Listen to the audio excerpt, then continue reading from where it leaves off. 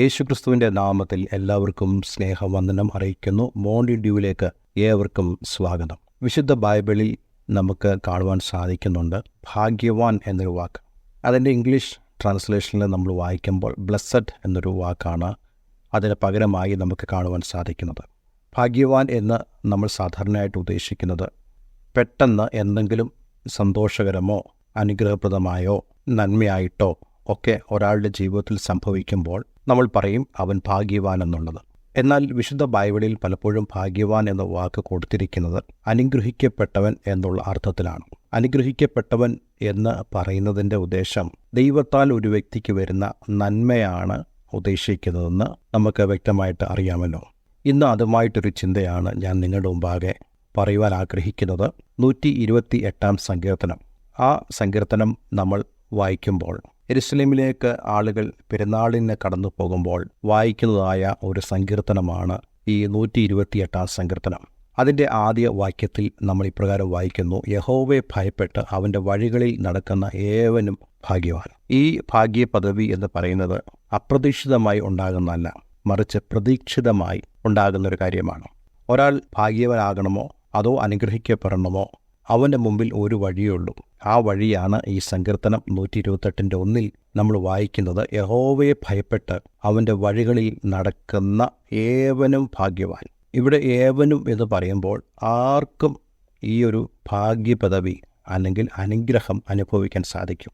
പക്ഷേ അവൻ്റെ ജീവിതത്തിൽ 2 കാര്യങ്ങൾ ആവശ്യമാണ്. 1, അവൻ യഹോവയെ ഭയപ്പെടണം. 2, അവൻ്റെ വഴികളിൽ നടക്കണം. യഹോവയെ ഭയപ്പെട്ടു എന്ന് പറയുമ്പോൾ ഒരു ഭീതിയുടെ അനുഭവമല്ല, മറിച്ച് ദൈവത്തിന് നമ്മുടെ ജീവിതത്തിൽ 1-ാം സ്ഥാനം കൊടുത്തുകൊണ്ട് അവനെ ആരാധിക്കാനും അവനെ സ്നേഹിക്കുവാനും നമുക്ക് കഴിയുന്നെങ്കിൽ, 2ാമത്തെ ഭാഗമായി അവൻ്റെ വഴികളിൽ എന്ന് പറഞ്ഞാൽ ദൈവത്തിൻ്റെ മുമ്പാകെ അനുസരണയോടുകൂടെ ദൈവം പറയുന്നത് പോലെ നമുക്ക് ജീവിക്കുവാൻ കഴിയുന്നുണ്ടെങ്കിൽ നമ്മെപ്പോലെ അനുഗ്രഹിക്കപ്പെട്ട ഒരു വ്യക്തി വേറെ ഉണ്ടാവുകയില്ല.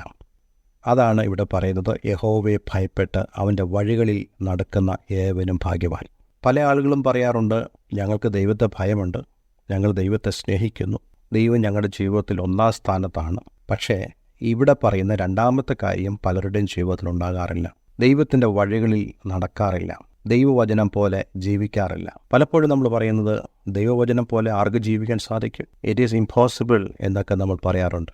പക്ഷേ വിശുദ്ധ വേദപുസ്തകത്തിലൂടെ ദൈവം നമുക്ക് നൽകുന്നതായ കാര്യം ഏതൊരു വ്യക്തിക്കും യഹോവയെ ഭയപ്പെട്ട് അവൻ്റെ വഴിയിൽ നടക്കുവാൻ സാധിക്കും. കാരണം നമുക്ക് തന്നെ ഒരു ആത്മീയ ജീവിതം നയിക്കുവാൻ സാധിക്കുകയില്ല.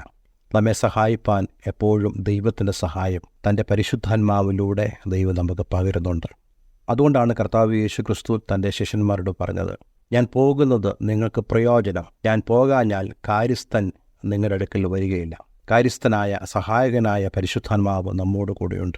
അതുകൊണ്ട് ദൈവത്തിൻ്റെ വചനപ്രകാരം നമുക്ക് ജീവിക്കാനും അതുപോലെ തന്നെ ദൈവം നമുക്ക് നൽകുവാൻ പോകുന്ന ആ അനുഗ്രഹങ്ങളെ പ്രാപിക്കുവാനും സാധിക്കും. ഈ വചനത്തിലൂടെ ആ ഒരു അനുഗ്രഹം നമ്മുടെ ജീവിതത്തിൽ ഉണ്ടാകട്ടെ എന്ന് ഞാൻ ആഗ്രഹിക്കുന്നു, പ്രാർത്ഥിക്കുന്നു. ഒരു വാക്ക് പ്രാർത്ഥിക്കുന്നു: സ്വർഗ്ഗപിതാവേ, നല്ല സമയത്തിനായി സ്തോത്രം. അങ്ങയെ ഭയപ്പെട്ട് അങ്ങയുടെ വഴികളിൽ നടക്കുവാൻ തക്കവണ്ണം ഞങ്ങളെ സഹായിക്കണം. ഈ വചനത്താൽ അങ്ങയുടെ മക്കൾ അനുഗ്രഹിക്കപ്പെടട്ടെ, യേശുവിൻ നാമത്തിൽ തന്നെ. ആമേൻ, ആമേൻ. Have a nice day. God bless you all.